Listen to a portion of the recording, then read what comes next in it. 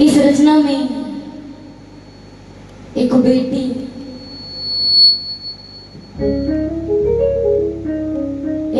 का बाप बाबा से क्या गुहार लगाता है, क्या अरदास लगाता है। सुन ना बाबा, वो पिता कहता है कि ये शाम है मुरली वाली, है खाटू वाली,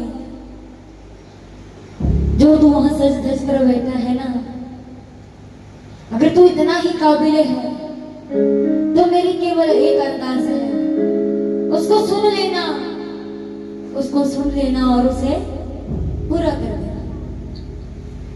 तो वो पिता वो बाप कहने लगता है, बाबा मेरी बेटी को ऐसा घर बार मिले, बाबा मेरी बेटी को ऐसा परिवार मिले। और कैसा परिवार बाबा, कि जहाँ पूजा हो तेरी, जहाँ सेवा हो तेरी, ऐसा परिवार मिले, बाबा मेरी बेटी को ऐसा घर बार मिले।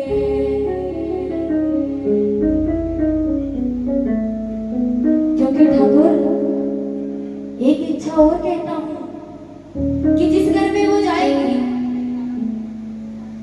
उस घर के लिए, उस परिवार के लिए एक बात बताता हूं, क्या?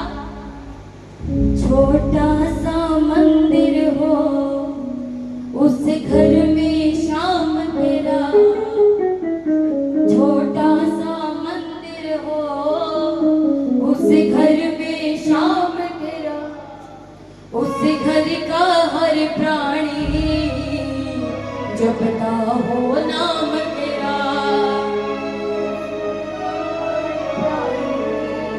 जपता हो नाम तेरा। ससुराल में भी उसको, ससुराल में भी उसको बेटी सा प्यार मिले, बाबा मेरी बेटी को ऐसा घर बार मिले। और ठाकुर मैं तुमसे ये विनती क्यों करता हूँ, ये अर्जी क्यों करता हूँ, क्योंकि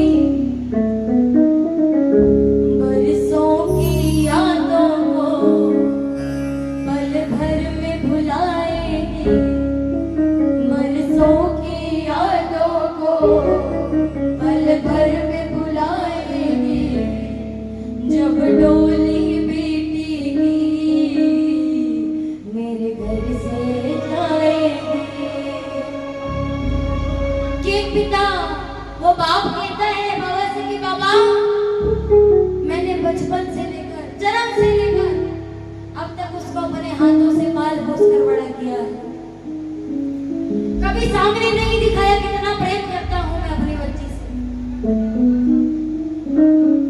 मगर जब बात आती है, जब उस बेटी की डोली उठती है, अगर उस समय पुकारोगे ना, या वो बेटी कहेगी कि पिताजी कहाँ हैं, उनसे तो मिलना है जाते समय, वो बाप वहां नहीं मिलेगा, वो मिलेगा किसी कोने में खड़ा रो रहा होगा कि मेरे जिगर का टुकड़ा, मेरे कलेजे का टुकड़ा मुझसे दूर जा रहा है।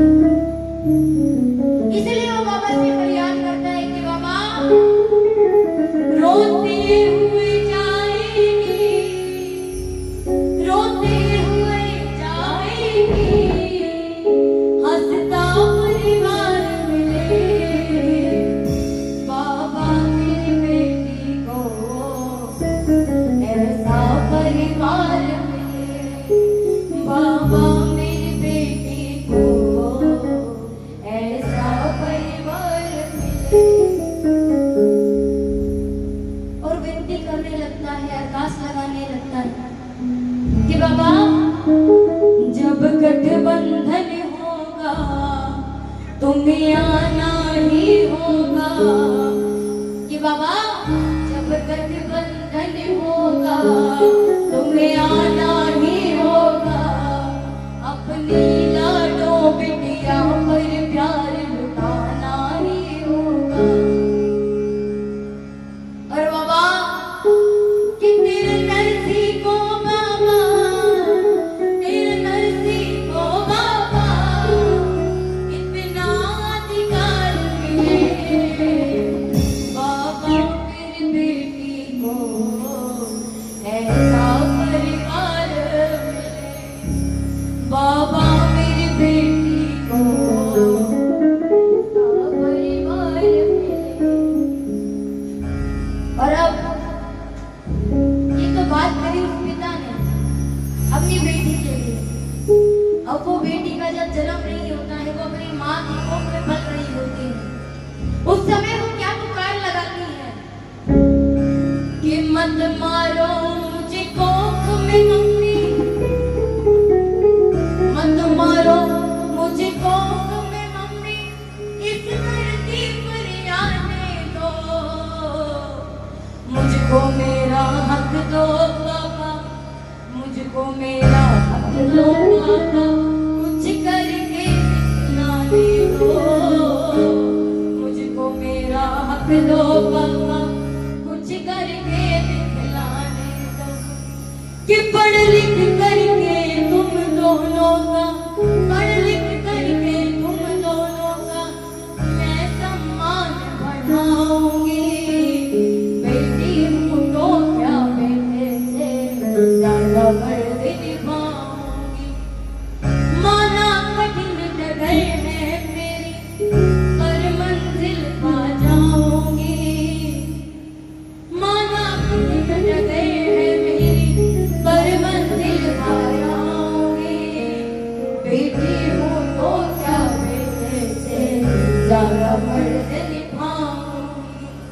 और एक बार एक पिता का एक्सीडेंट हो जाता है, वह अस्पताल में बड़ा रो रहा होता है कि मेरा बेटा आए और मुझे कुछ दवाइयाँ दे जाए, मेरा ख्याल रखना। वह अपने बेटे को फोन करता है, कहता है कि बेटा ऐसे ऐसे मेरा एक्सीडेंट हो गया, मैं ऐसे ऐसे अस्पताल में भर्ती हूँ, तुम आ जाओ और मुझे दवाइयाँ दे जाओ। इतना कहकर पिता फोन रख देता है।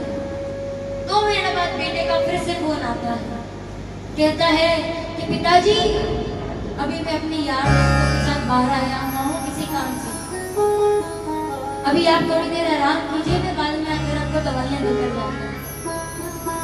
अगर ये बात उस समय उस बेटी को पता चलती है तो वो ये भी नहीं देखती उसने पैरों में चप्पल डाली है कि नहीं डाली, नंगे पैर दौड़े चले जाते अपने पिता के पास। मैं यहाँ किसी भाई बंधु के लिए बुरा नहीं कह रही, लेकिन आज के समाज में जो सच्चाई हम देखते आ रहे हैं, अक्सर यही होता है कि जो माँ बाप बच्चों को पाल पोस कर बड़ा करते हैं, जन्म देते हैं, उनकी हर ख्वाहिश को पूरा करते हैं।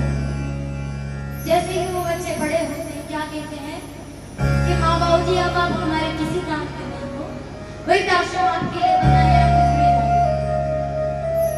लेकिन इतना तो मुझे विश्वास है उस समय वो बेटी का मन रो रहा होता है और वो कहती है कि पिता, हे पिताजी काश मैं तुम्हें मेरे पास रख पाती। तो उस समय वो अजन्म बेटी इस बात की सच्चाई को जानकर क्या विश्वास दिलाती है कि आए जो कभी समय बुरा तो याद मुझे तुम कर लेना, मत कमजोर समझना खुद को, मत कमजोर समझना खुद को, आंख में आंसू भर लेना। और वो अजन्मी बेटी कहती है कि माँ बाबू जी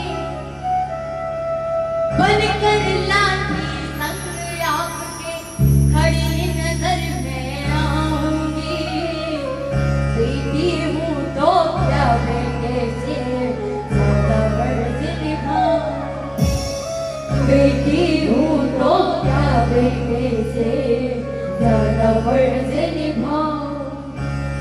माना कठिन डगर है मेरी पर मंजिल पा जाऊंगी, बेटी हूँ तो क्या बेटे से ज्यादा फर्क